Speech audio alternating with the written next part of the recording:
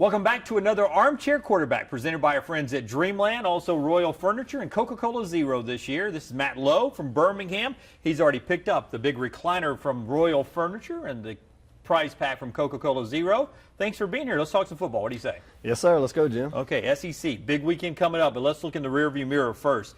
Tennessee and Georgia. Georgia ends up winning the football game, but is Tennessee one of the more improved teams in the conference this year? I think, yeah, you have to say so, especially after losing their entire offense and defensive lines.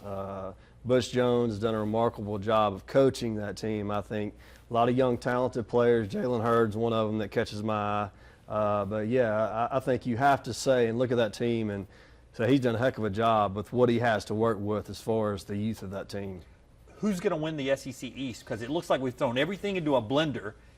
I forget, what is it, churn and chop and dice and all that in the blender there. I don't know who's going to win the East. Who is it? That's a tough thing to say. I would still say Georgia right now, just their schedule plays out for them. But you can't count out Missouri. You know, they had a hard-fought win over South Carolina. I actually thought that game was over with about 8 minutes to go in the game, but it's kind of spent the wheels back towards them, what happened last year. With Missouri losing that game. So I think they have a shot. I think those are the two favorites right now. So I would say Georgia would be the lead man right now. Now, you and I are both Southern guys. How come we don't give Missouri enough respect in the league? Because they got it done last year. They made it to Atlanta.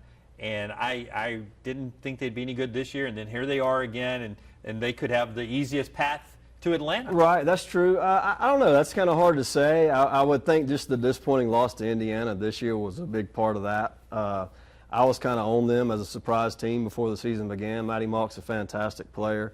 Gary Pinkel's been there a long time. He's won a lot of football games for them and built that program into a top 15 program.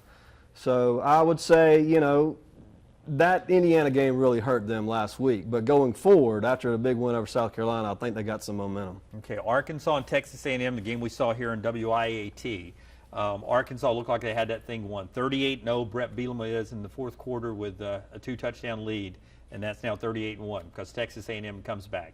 Am I more impressed by the comeback with Texas A&M or the fact that Arkansas was up 28-14 on Texas A&M in the fourth quarter? Which was the more impressive showing? Well, I think there's still some question marks with Texas A&M's defense, and we saw that last Saturday.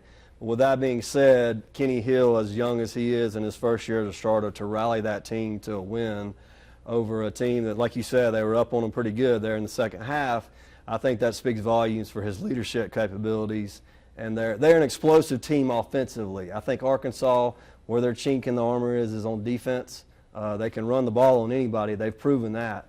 But they got to get better on defense. But you got to tip your hat to the way Kenny Hill brought that team back and how they pulled off a win. Okay, we're going to pretend we're like that big easy button in those commercials you see out here, but we're going to make it a panic button, a big red button.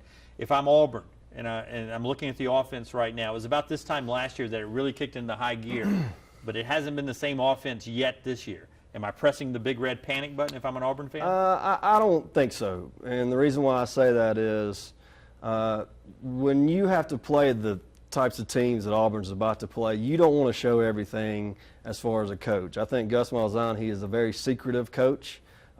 He's a coach who knows what he's doing. So I don't think we've seen everything Auburn has to offer offensively yet.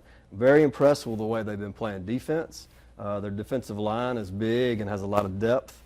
And I think that's an area of strength for them. But I don't think it's time to push the panic button yet. I will say this. I talked to Coach Lashley before the season began, and he was really worried about the loss of Jay Prosh. And then they lose Alex Cozen right before the season, too. That was a big blow to them. And you lose Greg Robinson, who was the number 2 pick in the draft. So those are 3 huge guys to replace as far as blocking in the run game. The tight end H-back spot with C.J. Azama and Brandon Fultz. I don't know if they're really doing all they can as far as the blocking goes yet to really get the run game going.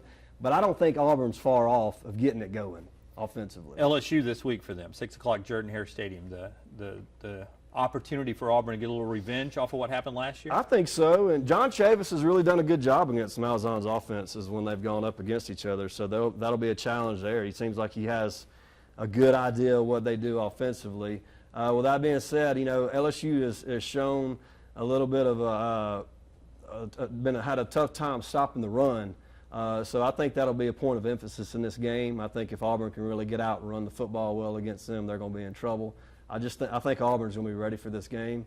And again, you got a true freshman, Brandon Harris, starting his first collegiate game on the road.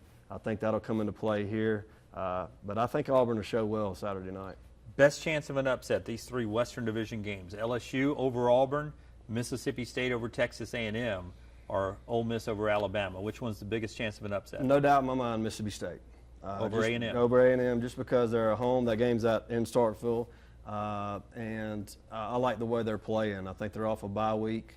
So I like Mississippi State at home. I think the Alabama-Ole Miss game, the one thing about Ole Miss that I think people are kind of overlooking is their offensive line. Boise State kind of handled them pretty good up front. Right. Boise State's defensive line isn't Alabama's defensive line. I think that's one area of improvement that I've seen from Alabama this year is they're getting a good push up front, whereas the last couple of years they've had to bring linebackers and such to get pressure. But I think Alabama's defensive line is really coming on, and I think it got some good playmakers there, and I think that's a crucial matchup to watch in this game. Ole Miss has got skilled players everywhere. They got a good defense, but that offensive line, we all know, in big games, that can be huge. This is where I lean back in the chair for emphasis, so bear with me here. Blake Sims' first road game. True road game now. No concern in the first-time starter, first test on the road, game days there. It's prime time, crazy atmosphere. They haven't been 4-0 since 1970. I think there's always a concern when it's the first time for something, but Blake Sims has been in that program for a long time, and I think he has the respect of his teammates.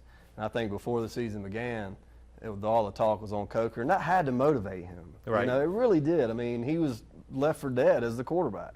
But he's went on a road. I consider the Georgia Dome playing against West Virginia a road game somewhat. So I don't think it will come into play as much as some might think. I think he's ready for this. You've never had breakfast at the Big Bad Breakfast in Oxford, then, if you think that's a road game in Atlanta, or a drink at the library Right. in Oxford, then.